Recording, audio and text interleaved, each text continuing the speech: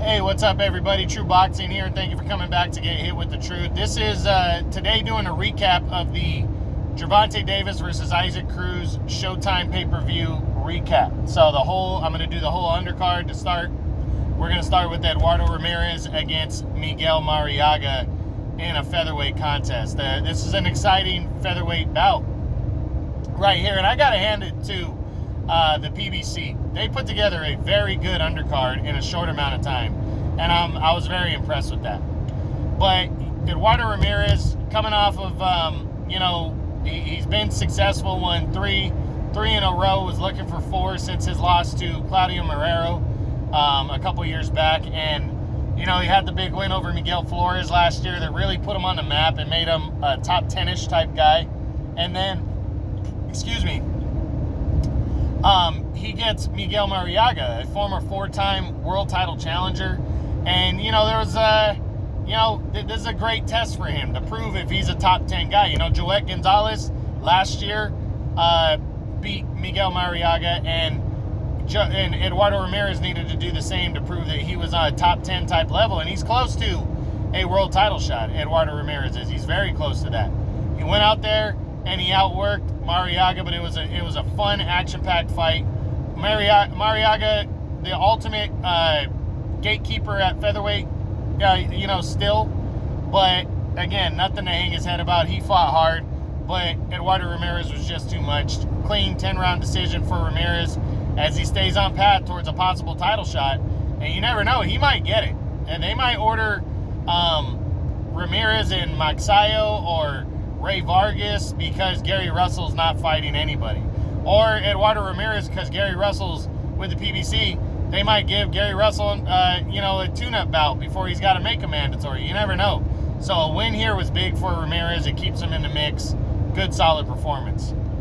Also, on the undercard was a middleweight showdown between Sergey Derevyanchenko, former three-time world title challenger, as he took on Carlos Adames, who was a junior middleweight contender, was making his debut at middleweight. And I called it heading into this fight. I said this was going to be a good scrap, and then I thought Adames had a real shot. He was a real live underdog heading in.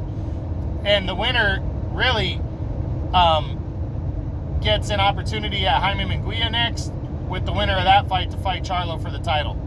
Carlos Adames went in and left no doubt that he is a very serious contender. He was a fast-rising contender with top rank at junior middleweight, and he ran into Patrick Teixeira in November of 2019. It was a great fight. They went back and forth. He lost a close split decision in that one, and Teixeira went on to become the world champion just shortly after that when Munguia gave up his belt at 154. So ironically, Adames comes back in and has to work his way to get a shot at Munguia, and he takes on Derevyanchenko, who hadn't fought since his third loss in 4 fights to Jermall Charlo last September.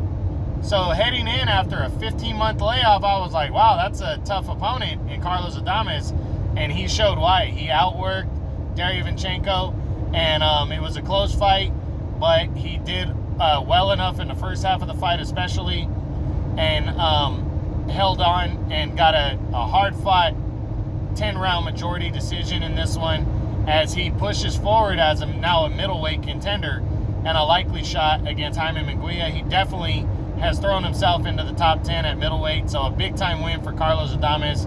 Congratulations to him. The co-feature. This saw the Towering Inferno, Sebastian Fundora, 6'6", super welterweight at 154 pounds, junior middleweight, whatever you want to call it. He took on undefeated Sergio Garcia. This was a WBC eliminator. The winner likely going to fight Erickson Lubin either for the vacant title or for the interim title next. And so a lot at stake. Again, a lot of these undercards, there was big things at stake this undercard, which is why I was very impressed with the undercard in general. But Fundora went out there and, he had to work harder than I thought in this one against Garcia. Garcia brought the fight, showed he is a legitimate junior middleweight contender as he went right at Fundora. It was a good, the two were trading. It was good. Fundora seemed to outwork him just a little. The website that I was following the fight on, BoxingScene.com, scored the fight even. Scored the fight a draw. So this fight was closer than the judges brought back. But at the end, the judges brought back a 12-round unanimous decision for Fundora as he stays undefeated. But, you know, it was scores of like 118, 110, 117, 111, I think 116, 112. I mean, from what I read, this fight was closer than that. So, tough break for Sergio Garcia. He likely earned himself a top 10 spot, though, with that loss and that performance. And Fundora is likely floating around the top 5 now following his win, and has put himself right in line. I wouldn't be surprised, to be honest. I wouldn't be surprised if Fundora fights Erickson Lubin for the vacant WBC title next. And the reason why is Jermell Charlo could be giving up that belt after he fights for Undisputed. So this was a big win for Fundora. It puts him right there at the front of the line. And, you know, Sergio Garcia, again, nothing to hang his head about. He fought his ass off. He fought hard. Good performance. We'll see what happens for him going forward. But now the main event. You had undefeated WBA regular lightweight champion Gervonta Tank Davis taking on the hard-punching and bulldog Isaac Cruz. And it ended up being a much better fight than expected. Like, I think people were expecting Cruz to be competitive, and then towards the later early rounds and the middle rounds, Gervonta Davis was gonna stop him. And I think a lot of people thought that he was gonna stop him at any moment, that it wasn't gonna be a tough fight for Davis, but ended up being a lot tougher than expected. And there's a lot of people that feel like Davis owes Cruz a rematch because the fight was that close.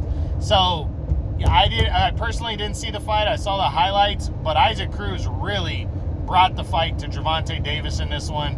Davis landed the cleaner shots, and potentially the harder shots, but Isaac Cruz let everybody know who Isaac Cruz is. That was a good performance from him. He fought his ass off, but Gervonta Davis stays the WBA regular champion with a close 12-round unanimous decision. Two judges had it 7 rounds to 5, and one judge had it 8 rounds to 4. So this was a close fight right here. Davis stays undefeated. It's only the second time he's had to go the distance.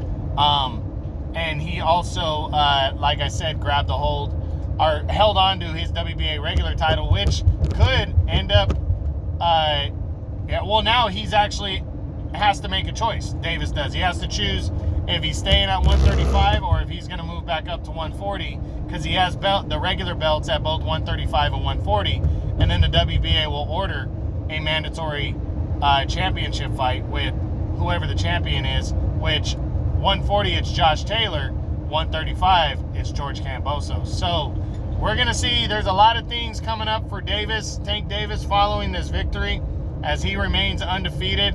I will say, just my personal opinion, that I am very much so questioning Gervonta Davis's power and how legitimate it is at 135 pounds. Because anything above, let's look realistically. He's fought now 3 times above 130. He fought Yuriorkis Gamboa, who was 39 years old. He fought Mario Barrios, undefeated, widely untested, fighter on the rise, and he fought Isaac Cruz, a solid lightweight contender. And he went, in total, I'm going to point out the rounds now, 12 rounds, and now I think it was 9 or 10 rounds against Barrios. So that's 23 to 24 rounds. 33 to 34 rounds that he fought above the lightweight limit in 3 fights. So he's averaging, about 11 rounds per fight. He's got 2 stoppages there, but one was against the Gamboa, who had a blown out tendon in his ankle, for most of the fight. He couldn't stop him. And the other one was a stoppage in a very close fight with Mario Barrios. So I'm just saying, I'm not sure Gervonta Davis is the puncher we think he is at 135 pounds and up. So he could not knock out Isaac Cruz, which he has a style that kind of feeds straight into Tank's style. And Tank, you know, I think people expect him to be this explosive knockout fighter, which, hey, I'm not saying he's not, okay? But he is widely untested, you know, in terms of lightweight talent. And I question how good he's going to do in the lightweight division itself. But he got the win. You know, nobody, they're not overtly saying that it was a robbery. Nobody is. So we're going to see what he does next. We're going to see what the WBA decides and go from there. But I'll be doing his what's next week as well. And that's it. That's the Showtime pay-per-view recap of Tank Davis versus Isaac Cruz. I hope you guys enjoyed it. True Boxing, you've been hit with the truth.